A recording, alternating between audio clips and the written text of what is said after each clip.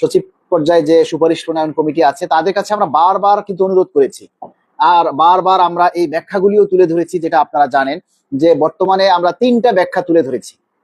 এটা আপনারা জানেন যে বিভিন্ন টক শোতে বা বিভিন্ন ভাবে স্মারকলিপিতে, মিডিয়ার, অনলাইন নিউজেও আমরা 3টা জিনিস তুলে ধরেছি। নাম্বার 1 হচ্ছে আইবাস প্লাস প্লাসের জটিলতা, কারণ সেখানে আপনি যদি বেসিক ভেঙে দেন তাহলে অনেক সিস্টেম চেঞ্জ করতে হবে।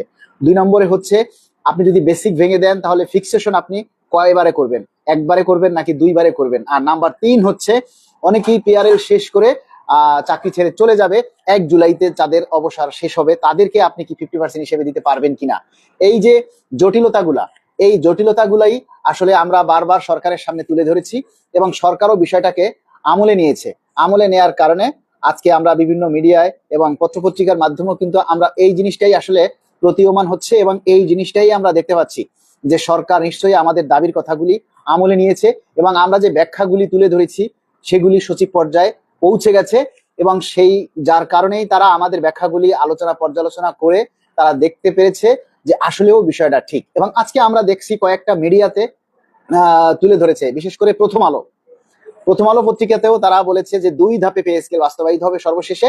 প্রথম ধাপে মূল বেতন এবং পরবর্তী আগামী অর্থ বছরের জুলাই মাস থেকে তারা অন্যান্য ভাতাগুলিকে কার্যকর করবে এবং সরকার থেকে নাকি এরকম সিদ্ধান্ত তারা অর্থ মন্ত্রণালয় থেকে দিয়েছে। যদি অর্থের অসঙ্গতি না থাকতো তাহলে হয়তো একবারই পে স্কেলটা সরকার বাস্তবায়ন করত। আর আমরা যেহেতু জানি যে বাংলাদেশ বর্তমানে আর্থিকভাবে একটু ক্ষতিগ্রস্ত আছে, একেবারেই যে অভাব নেই, আর্থিক অসঙ্গতি নেই সেটা কিন্তু আমরা বলবো না। আমরা বলবো অর্থের অসঙ্গতি কিছুটা আছে, তারপরও আমরা চাই সরকার কোনোভাবে যদি টেনে টুনে বাজেটটাকে এদিক সেদিক করে যদি একবারই সরকারি কর্মচারীদের পে স্কেলটা বাস্তবায়ন করতে পারে ভাতা টাতা সহ, তাহলে সবচেয়ে বেশি উপকার হয় এবং কর্মচারীদের যতটাই বাড়ে সেটা একবারে বেড়ে যাবে এবং আমরা এটা চাই। এখন বিষয় হচ্ছে আমরা যাতে এই দাবিটা আমরা সবাই একটু জোরালোভাবে আমরা যেন প্রচার করি। আপনারা দেখেছেন, আপনারা নিজেরা নিজেদের কাছে প্রশ্ন করেন, নিজের বিবেক বুদ্ধির কাছে প্রশ্ন করেন যে এই যে সরকার 3 ধাপ থেকে 2 ধাপে সরে এসেছে, ঠিক আছে, এবং মূল বেতন যেখানে বেসিক ভেঙে দেওয়ার কথা সেখানে এখন 100% মূল বেতনটা দেওয়ার সিদ্ধান্তে কথাগুলি আসতেছে, এগুলি কিন্তু আপনাদের কারণেই আসতেছে। আমরা যে দাবিগুলি তুলে ধরছি, দেখুন এই পে স্কেল নিয়ে আমরা অনেকেই আমাদেরকে গালিগালাজ করে বিভিন্ন কথা বলে, ভিউ ব্যবসায়ী বলে, এটা সেটা বলে, এগুলি এখন আর আমরা গায়ে মাখাই না। কেন মাখাই না জানেন? যত নেতাই থাকুক, তারা যে যত সংগঠনই থাকুক, এই যে আমরা যেভাবে দাবিগুলি উপস্থাপন করতেছি, ব্যাখ্যাগুলি তুলে ধরতেছি, প্রতিদিন ভিডিওতে আপনাদের দাবির কথাগুলি বলতেছি, পোস্ট করে বলতেছি, আপনারা সেগুলিতে শেয়ার করতেছেন, কমেন্ট করতেছেন, প্রচার করতেছেন, এটা কিন্তু একটা সংগ্রাম, এটা কিন্তু একটা আন্দোলন। আপনি আমাদের দাবিটা তুলে ধরছেন, প্রচার করছেন, এটা কি সরকারের কাছে যাচ্ছে না? একেবারেই কি যাচ্ছে না? যাচ্ছে, অবশ্যই সরকারের কাছে যাচ্ছে, উচ্চ পর্যায়ে পৌঁছাইতেছে এবং উচ্চ পর্যায়ে যাচ্ছে বলেই আজকে সিদ্ধান্তগুলি পরিবর্তন হচ্ছে। সুতরাং আপনাদেরকে আরেকটু বলবো যে ভাই আপনারা আরেকটু কষ্ট করেন, আর কয়টা দিন অন্তত গেজেট পাওয়ার আগ পর্যন্ত আপনারা এই প্রচারটা চালিয়ে যান। দেখেন আমরা ছাড়া কিন্তু কথা বলার আর কেউ নেই, যত সংগঠনই থাকুক, যত নেতাই থাকুক, যে যত কথাই বলুক, ওই দিন শেষে কথা কিন্তু আমরাই বলি। আপনাদেরকে এতদিন আমি কিন্তু একটা জিনিস গোপন করেছি, যেটা আমি আপনাদের সামনে আসলে প্রচার করিনি। আপনাদের এই দাবির কথা বলতে গিয়ে আমার দপ্তর থেকে আমাকে আবার বদলি করেছে, যেটা আমি এখন চেষ্টা করছি, সেটা অবশ্যই আশা করি সে বদলিটা ক্যান্সেল হয়ে যাবে। আপনারা আমাদের জন্য দোয়া করবেন। দেখুন আপনাদের এই দাবির কথাগুলি তুলে ধরতে গিয়ে আমি একবার সাসপেন্ড হয়েছি, এই দাবির কথাগুলি তুলে ধরতে গিয়ে অনেক সংগঠনের শত্রু হয়েছি, এই দাবির কথাগুলি প্রচার করতে গিয়ে আবার প্রশাসন থেকে, নিজের দপ্তর থেকে বদলি হয়েছে। এই যে কষ্টগুলি আপনাদের জন্য করছি, এই যে ত্যাগগুলি আপনাদের জন্য করছি, এই জিনিসগুলি আপনারা একটু অনুধাবন করবেন। আর কে এই কষ্টগুলি করছে, আর কে সাসপেন্ড হয়েছে? সারা বাংলাদেশের মধ্যে এই 22 লক্ষ কর্মচারীদের মধ্যে একমাত্র এই আব্দুল মালেক আপনাদের পে স্কেলের দাবি তুলতে গিয়ে সাসপেন্ড হয়েছিল। সারা বাংলাদেশের মধ্যে একমাত্র আমি পে স্কেলের দাবির কথা বলতে গিয়ে বদলি হচ্ছি, বারবার প্রতিহিংসার শিকার হচ্ছি, প্রশাসনের রোষানলে পড়ছি, শুধু আপনাদের দাবির কথাগুলি বাস্তবায়ন করার জন্য। কিন্তু সবচেয়ে চরম দুঃখজনক কথা কি জানেন?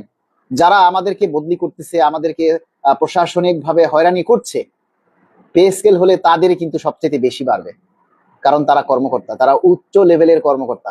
পে স্কেলটা হলে আমার যতটা বাড়বে তার চাইতেও বেশি। তারপরও আমরা নির্যাতনের শিকার হচ্ছি। কেন জানেন? আপনাদের কারণে। আপনাদের মধ্যে ঐক্যবদ্ধতা নেই, আপনাদের মধ্যে সেই একতাটা নেই যে না আজকে মালিক ভাই আমাদের দাবির জন্য কথা বলছে, তার কোনো কিছু হলে সেটা সারা দেশ থেকে প্রতিবাদ হবে, আন্দোলন হবে, এই জিনিসগুলি আমরা পাই না, খুব কম পাই। আমরা সাপোর্ট পাই না, বরং উল্টা আমাদেরকে মানে ছোট করে কথা বলে, ভিউ ব্যবসায়ী বলে, এটা সেটা বলে, মানে যেগুলি আসলে ভাষায় বলা যায় না, এগুলি খুব কষ্ট লাগে, খারাপ লাগে।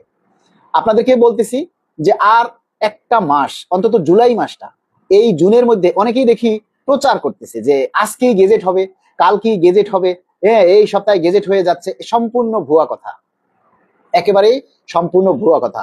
কারণ জুলাই মাসেও গেজেট হবে কিনা সন্দেহ আছে, একেবারে ক্লিয়ার কথা। গেজেট হলে আমিও যেমন খুশি হব, আপনারাও যেমন খুশি হবেন, কিন্তু গেজেট যে হওয়ার জন্য একটা সময় লাগে, একটা আইনি প্রক্রিয়া লাগে, তারপরে অনেক কিছু কার্যক্রম আছে। এখন পর্যন্ত সংসদ অধিবেশনটাই কিন্তু শেষ হয় নাই, তাই না? সংসদ অধিবেশনটা কিন্তু এখনো চলতেছে, অধিবেশনটা এখনো চলতেছে, শেষ হয় নাই। এই পুরা জুন মাস পর্যন্ত এই সংসদের এই অধিবেশনটা চলবে। এই অধিবেশনটা চলার পরে আমাদের এই যে সংসদে যে বাজেট নিয়ে যে আলাপগুলো হয়েছে, যত বাজেট হয়েছে বিভিন্ন বিষয় আশায় সবকিছু আবার বিল আকারে পাশ করা হবে। বিল আকারে পাশ করার পরে সে এটার আবার ভেটিং হবে, তারপরে আইনি প্রক্রিয়া আছে, আরো কিছু জটিলতা আছে, সরকারের আরো কিছু চিন্তা ভাবনা আছে, সবগুলি সম্পন্ন হলে, কমপ্লিট করার পরেই না প্রজ্ঞাপন হবে। এখন মনে করেন যদি 1 মাস দেরি হয় বা 2 মাস দেরিও হয় প্রজ্ঞাপন করতে, আপনারা কিন্তু ওই জুলাইয়ের 1 তারিখ থেকেই আপনারা বকেয়া হিসাবে পাবেন। ঠিক আছে, যদি 6 মাসও দেরি হয় তাহলে এই 6 মাসের কিন্তু আপনারা একেবারে বকেয়া সহ আপনারা এই বেতনটা পাবেন। এই জন্য আসলে আপনাদের চিন্তা করতে হবে না। কারণ কি জানেন, আমি 3টা পে স্কেল এই পর্যন্ত পেয়েছি। 2009-এর পে স্কেল পেয়েছি, 2005-এরটা পেয়েছি, সরি 2005-এরটা পেয়েছি, 2009-এরটা পেয়েছি এবং 2015 সালের পে স্কেলও পেয়েছি। প্রতিটা পে স্কেলের প্রজ্ঞাপন হয়েছে 6 মাস পরে। প্রতিটা পে স্কেলের প্রজ্ঞাপন হয়েছে 6 মাস পরে। ঠিক আছে, তারপরেও ওই 6 মাসের কিন্তু সবাই বকেয়া পেয়েছে। আরেকটা কথা কি জানেন, অনেকেই বলে আমাকে ভিউ ব্যবসায় আমার পেজ থেকে অনেক ইনকাম হয়। তবে আপনাদের সবাইকে জানাই, আমার এই ভোরের আলো থেকে এখন কোনো ইনকাম হয় না, কারণ আমার মনিটাইজেশন চলে গেছে। কারণ আমাকে ফেসবুক থেকে ইস্যু দেওয়া হয়েছে, এখন আমার নিজের ভিডিওতেও ফেসবুক ইস্যু দেয়। মানে ফেসবুকের এখন মাথা খারাপ হয়ে গেছে, তারা মানে যেটা দেয় আমার অরিজিনাল সবকিছু, তারপরও এটার উপরে ইস্যু দেয়। নিজের করা ভিডিও পোস্ট করলেও সেখানে ইস্যু দেয়, ইনকাম তো পরের কথা। তারপরও কিন্তু আপনাদের দাবির কথাগুলি চালিয়ে যাচ্ছি, দাবিগুলি প্রচার করছি, কেননা ফেসবুক থেকে ইনকাম হওয়াটা বড় বিষয় নয়। বড় বিষয় হচ্ছে আমাদের দাবিটা বাস্তবায়ন করা। এখন আপনারা যদি আমাকে ভিউ ব্যবসায়ী বলে মনে শান্তি পান তাহলে বলেন, আমাকে ভিউ ব্যবসায়ী বলে যদি আপনার স্বস্তি আসে, আপনি আপনার যদি উপকার হয়, আপনার যদি লাভবান হয়, তাহলে আপনি বলেন, ঠিক আছে, তাহলে আমার বাধা নেই। আমাকে ভিউ ব্যবসায়ী বলে যদি আপনার উপকার হয়, আপনার কোনো মানে একটা বিশাল কর্মযজ্ঞ সাধন হয়, তাহলে আপনি বলেন, কোনো সমস্যা নেই, আমরা মাইন্ড করব না। কিন্তু আমরা আপনার বংশ পরিচয়টা চিনে যাব, যে আপনি কোন বংশের লোক, আর আপনি কোন ফ্যামিলির লোক, আপনি কতটুকু শিক্ষাগত যোগ্যতা, আপনার ওয়েট কত, আপনার পার্সোনালিটি কত, আপনার ব্যক্তিত্ব কি, আপনার কোন মানে পরিচয় কি, কথায় বলে না যে ব্যবহারে বংশের পরিচয়, ঠিক সেটাই। তো যাই হোক, এখন আপনাদেরকে শুধু এতটুকুই বলবো যে আর কয়েকটা দিন আপনারা কষ্ট করেন, আমাদের এই দাবির কথাগুলি একটু প্রচার করেন, শেয়ার করেন, তুলে ধরেন।